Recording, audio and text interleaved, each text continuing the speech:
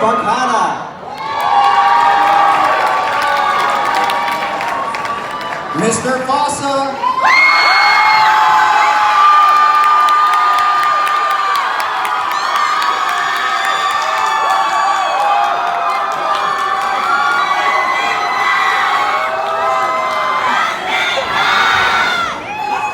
Mr. Parlay.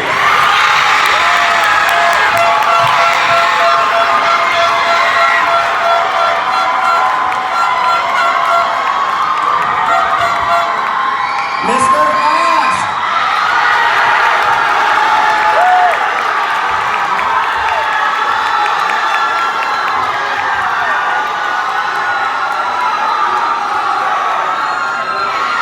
Mr. Abbasay.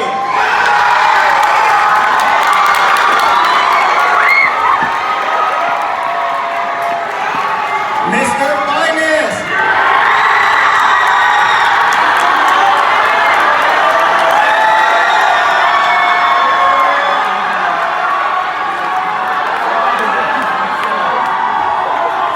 And last but not least, Mr. Mufasa.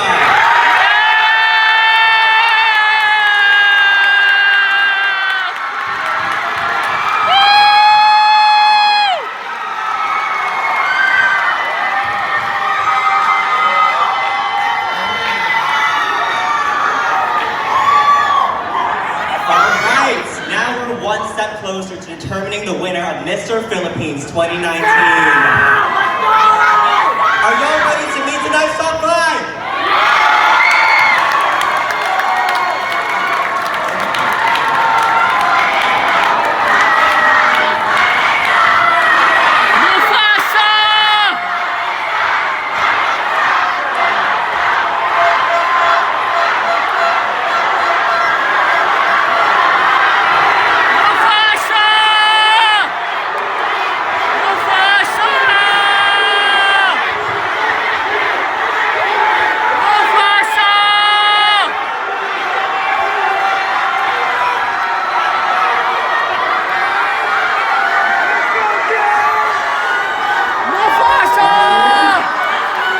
The results are in.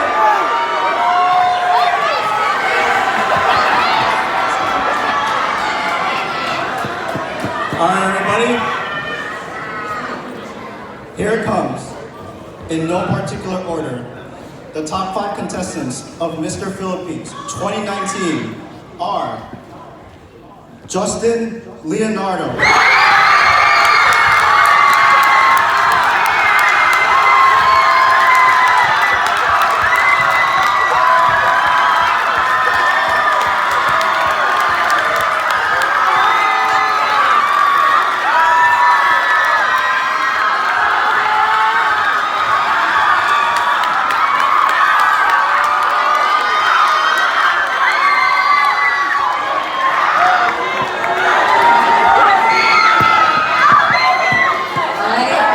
Next we have Jeffrey Palayo.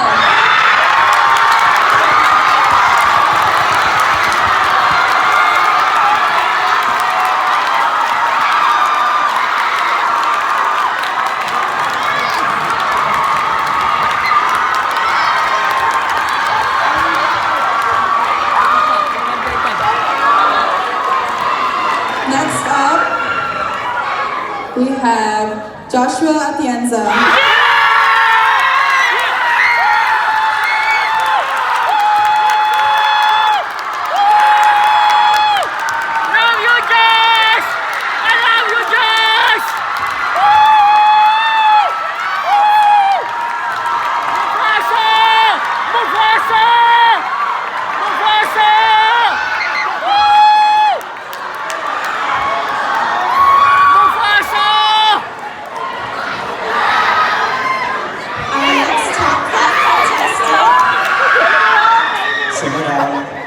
Our next top 5 contestant is Jam De La Fuente.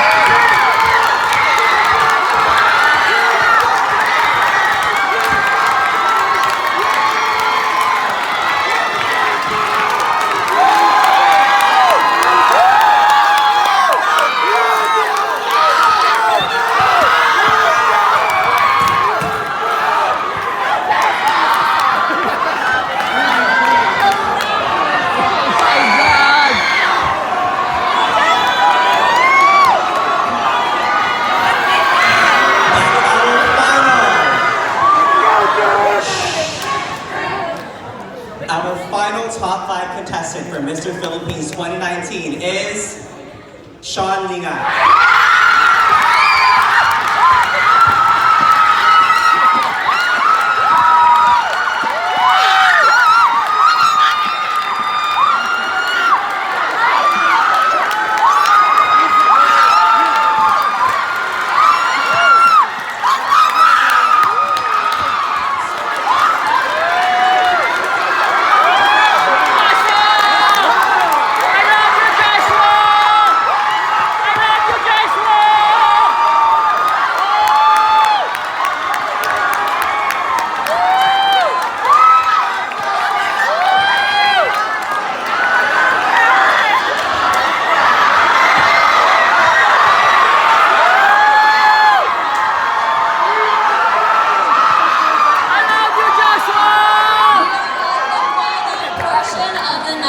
Question and answer.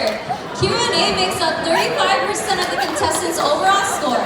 In this section, we challenge the contestants' understanding of Filipino culture, awareness of current issues and events, and their ability to articulate their ideas. You got this. You better tell me interviews. So we will now be passing the mic to our judges, so they will be asking the 5 questions. You got this, Jim!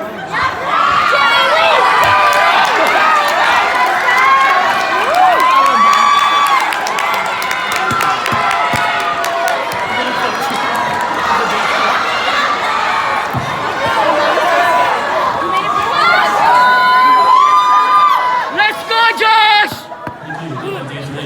Team what? Okay. So my question is, recently, the Spain-based animation production house, Debutun Studio, announced the release of its feature film, Elcano and Magellan. The studio has garnered criticism for its depiction of Lapu-Lapu as a villain, and criticism for glorifying colonizer and celebrating colonization. Some have called for a ban of the movie in the Philippines. What is our responsibility as Filipino Americans in voicing critique for this film? Who's first? Oh, Tim, you got Tim. Thank you for that question. Can you repeat the question, please?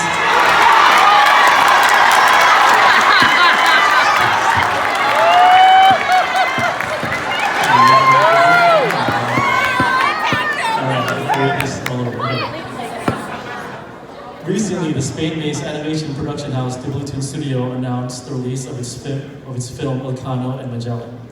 The studio has garnered criticism for its depiction of Lapu-Lapu as a villain and criticism for glorifying colonizers and celebrating colonization. Some have called for a ban of the movie in the Philippines. What is our responsibility as Filipino Americans in voicing critique for this movie? Thank you for that question. You're welcome. Even though these are shown as being bad things of colonization and that's what they're supporting, I believe as being Filipino, we must come from it and just really take in our values that we should be doing. That being hardworking, resilient, and as you can see here, as a community-based culture. We must take those negative views and go up from it. Use our hard work that we had in order to step away from that. And I truly believe that it is in our right to come together as Filipino and Filipino Americans. Thank you.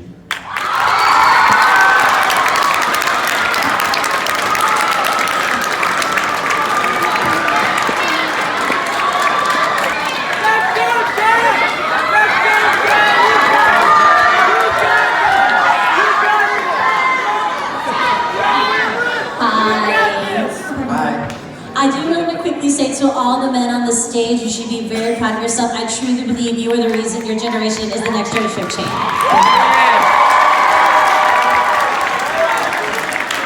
Okay. Ready, guys? Dorothy and Fred Cordova founded FONS, Filipino-American National Historical Society, to promote understanding and education of the history and culture of Filipino Americans in the United States. Fred Cordova published Filipinos Forgotten Asian Americans, highlighting our invisibility in American history books. In 2009, the United States Congress officially recognized October as Filipino American History Month. This is often confused as Filipino American Heritage Month. What is the difference between recognizing Filipino American history versus celebrating Filipino heritage? Why is that difference important, and why is it important to embody both? Thank you. Well, first of all, thank you for that wonderful question. Now, the difference between heritage and history is more clear than some people make it out to be. So heritage is basically our culture, what we got from our homeland, the motherland, Philippines. Stuff like tinapling, our dances, our food, our festivals, that is culture, that is our heritage. Our history, on the other hand, especially in the context of Filipino American history, this symbolizes the struggles that the Filipino Americans went through to get to where they are right now.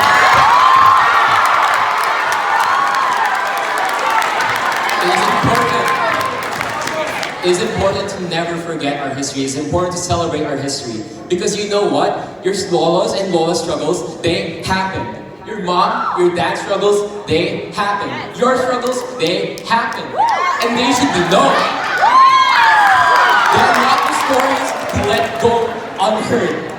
These are stories for us to tell. These are stories for us to share. These are stories for us to learn from and empower ourselves as Filipino Americans of this generation. Thank you.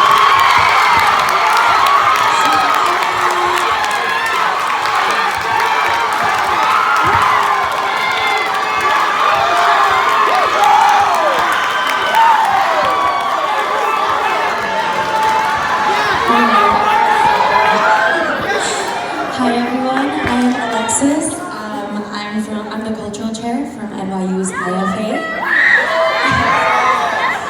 And my question is, on Tuesday, November 12, 2019, the Supreme Court gathered to further review the future of DACA, the Deferred Action for Childhood Arrivals, immigration policy, and its recipients. The hearing resulted in the Supreme Court agreeing with the presidential administration that the program should ultimately come to an end. This program shields about 700,000 young immigrants from deportation. A 2017 national study revealed that 91% of DACA respondents are currently employed and 45% of respondents are currently in school. What do you believe is our duty as students of color to further advocate for these 700,000 recipients and their families? How can we, as Filipinos, utilize our experience and knowledge with immigration to help raise awareness in our communities? Thank you for the question, Alexis. I believe as Filipino Americans, it is our right to voice our opinions because we are a strong, resilient, and outspoken community. I believe living in America, we have the power to vote, which is why we're so lucky to be here. So I believe that using our voice to stand up for what we believe in, for the people who are involved with DACA and coming to the country as immigrants to better their lives, better their families, I believe that we need to stand up for ourselves and voice our opinions because I believe that we deserve every right to be here and we deserve every right to better our own lives and our future. Because as Filipinos here in America, like I said, we are very known to be hardworking and it should remain that way. Thank you.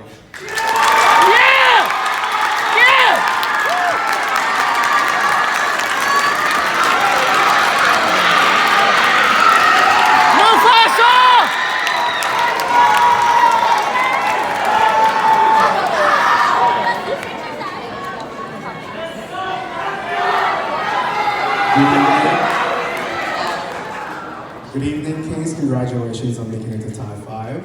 You should be very proud of yourselves. For Mr. Fupa, very difficult. Sorry, Fupa.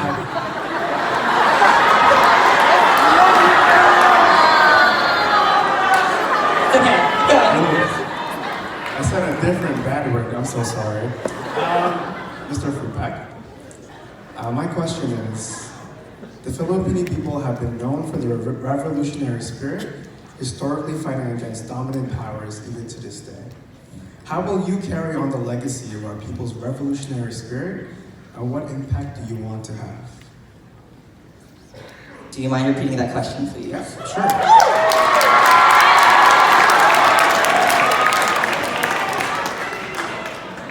So my question is, the Filipino people have been known for their revolutionary spirit, historically fighting against dominant powers even to this day.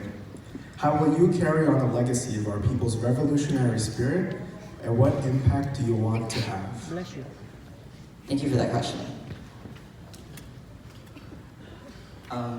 In the 1920s, when the Filipinos were living in California, they helped with the agricultural revolution, and I think that doesn't go unsaid. Me being here on the stage is all thanks to them. It's all thanks to the immigrants, it's all thanks to the people back home, it's all thanks to my family, my friends, and my mom, and it's all thanks to you guys.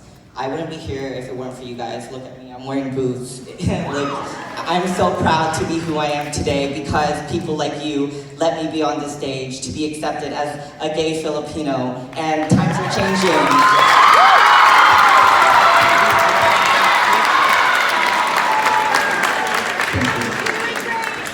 Changing because of people like us, because of our push. And even though it's 100 years later, happy 2020 in a few months, but it's because of them that we're here on the stage, and I'm continuing my legacy by being here and shining the best way that I can, being here and being the best person that I can be. Thank you.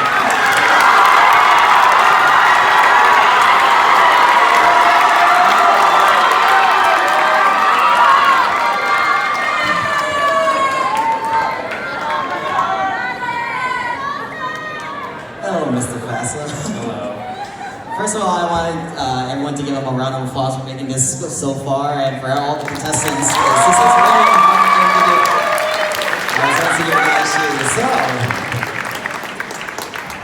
Are you ready? Okay, so over the years, Asian Americans have been on the rise in fields such as politics and entertainment, with Filipinos also playing a major part. By doing so, we have been able to spread customs and ideas to those outside of the mentioned population.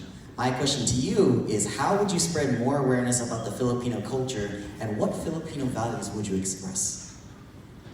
I think nowadays, Filipino culture is a lot more broad than what we've all been accustomed to. Like you said, more Filipinos are being introduced into politics, and it's just an eye-opener because Filipinos are no longer just meant just for the STEM field. Filipinos can be more than just nurses. Filipinos can be more than just doctors. Filipinos